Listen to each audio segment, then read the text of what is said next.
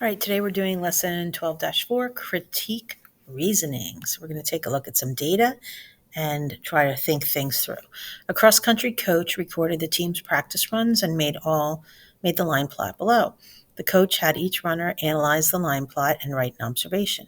Read the statements and explain whether you think each runner's reasoning makes sense.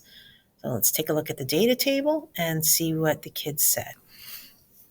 So Olivia said the distance we ran the most often was 3 miles. So would you agree that that is the most often amount? And it looks like 3 miles is the most often. So I'll say, yes, Olivia, good job. Natalie, the team ran 8 different times, each time for a different distance. Um, 8 different times, each for a different distance. No, because there's different members that actually different members ran the same distance, so that statement doesn't make sense. Let me get this back up here. Whoops, got my wrong little, sorry. Okay, there we go. Let me move my little smiley face. I can't move it. It won't move. One smiley face. All right. Well, that doesn't work.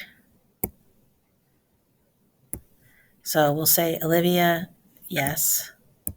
Natalie, no. Michelle, the team ran different distances on different days. We usually ran for 2 or more miles. I would say partially that's right, because there's a whole bunch of people that ran under, and I don't know that would be, we usually ran 2 miles or more. That's not true because all these people didn't. I'd say no on that one. And Peter, each day the team ran the same distance or a little farther. It doesn't really, that could be possible. The line plot doesn't really say the order the team ran the distances. But it doesn't, I don't really know I don't know what he's meaning by that. So I'd say no on that one. That's just me. I don't understand what he means. All right. On the next page, Mrs. Kelly's class made a line plot showing how many hours each student spent watching TV the previous evening. Amanda said no one watched TV for 3 hours. Drake said no, 3 of us watched no TV. Who is correct? So 3 hours does have some data, so we can't say Amanda's statement is incorrect. Her reasoning has flaws.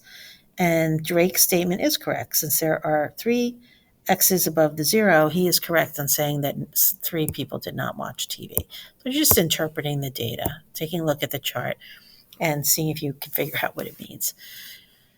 Renee works at a sand and gravel company. She made a line plot to show the weight of the gravel in last week's orders. She concluded that 1/3 of the orders were for more than 6 tons. What is Renee's conclusion and why? How did she support it?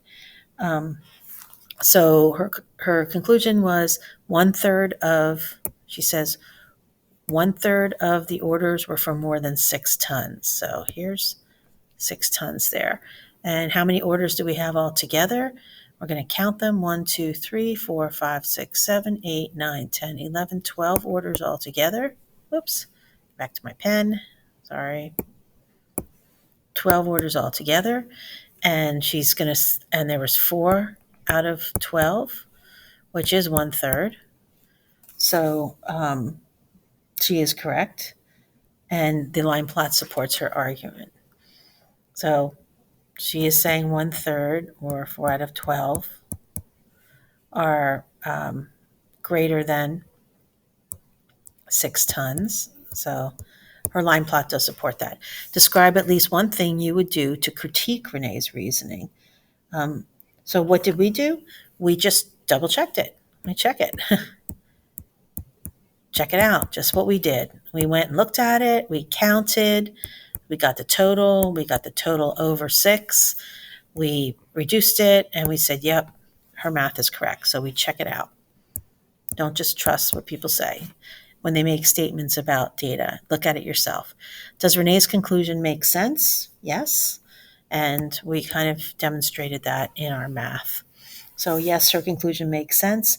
There are 12 in total, 12 orders. 4 of the orders were for more than 6 tons, and 4 12s equals 1/3. 1/3 of the orders were over 6 tons. So that's all you're doing today.